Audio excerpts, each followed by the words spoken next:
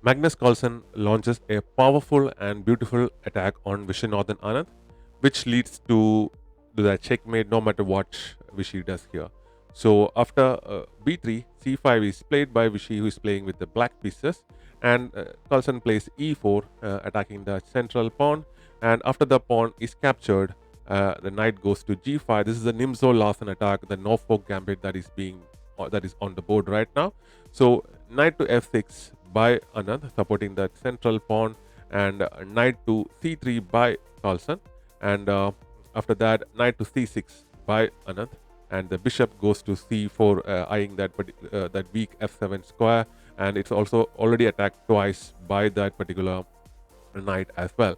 So the pawn push to e6 is played, preventing any attack on that f7 square, and the bishop now comes to b2. So as you can see, these two bishops are already on this very dangerous diagonals, eyeing that castle king and his pieces and his castle.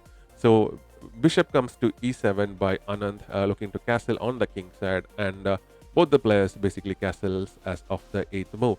So the Carlsen now captures that particular pawn that he gave up earlier back with his knight, and the knight captures the knight, and the knight captures the knight back. And as you can see, these bishops are now becoming active, because they were earlier hindered by these particular knights. Now the knights are gone, these bishops are active now, and e5 basically was a mistake by Vishy, and Carlsen just places f4 after that, looking to activate his pieces. So after e into f4, that e pawn captures the f4 pawn, he didn't capture with his rook and goes for the attack with his queen. Queen to h5 is now played, and knight to d4 is played by Vishy here. But a better move was to bring your bishop to e6 over here, and that was a better move, but he didn't play that. Now the rook captures that pawn on f4, allowing Carlsen to bring his other rook to f1, doubling up and creating a strong attack on the king side.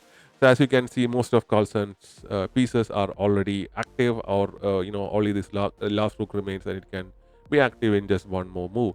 So g6 by Anand, trying to attack that queen, and the queen goes to e5 over here on this particular diagonal, creating a battery which is only stopped by the presence of this knight over here.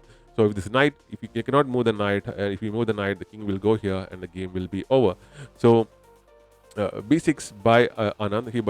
Probably he was looking to fianchet his bishop, but the better move was to bring the bishop to e6, and now the other rook comes to rook on a square comes to f1, creating this double battery and creating pressure on this f7 square, which is attacked twice, and already this queen bishop battery is there, creating a checkmate threat, and this is a severe, beautiful attack by Carlsen, and bishop comes to f5 now, looking to attack this knight. So as you can see, all of Carlsen's pieces are already on very, very great squares, if not great good squares, not if not great squares.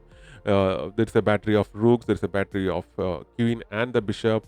This light square bishop is eyeing the king, and this pawn is pinned. You cannot move this pawn, and the knight is in one of the central square. So the bishop to f5 was countered by this pawn move to g4, attacking the bishop, and the bishop goes to e6 now. And after that, the bishops get exchanged, and the pawn captures back. Otherwise, or you could have just captured with the knight, but you cannot capture with the knight because of the checkmate threat. So this allows Carlsen to capture the rook with a check, and the bishop captures back. You cannot capture with your queen will be gone, and this allows Carlsen to play knight to f6 check, which is a crucial move. And after the king moves away, Carlsen plays c3 here, attacking that particular knight, and the knight goes to c6, attacking the queen over here. So here the queen is hanging, but guess what Carlsen plays? He plays a knight to e8 plus check. This is a discovered check, and the check is caused by the queen, and also this queen is hanging right now. But as of this position, Anand resigned the game, because if you capture this knight like this, the rook will go over here and it will be a checkmate, because this knight, which is basically hanging, is covering this escape square, and it will be game over no matter what you do. So from this position, the game resigned. But even if you move your king to, let's say, to g8, the following moves will happen. The queen will take the pawn, and it will be a check, and after that the rook will capture this bishop anyways, and the game will be pretty much over. So even in this position, if you play any other moves, like if you try to move the bishop over here, the checkmate will happen like this. And if you try to close with your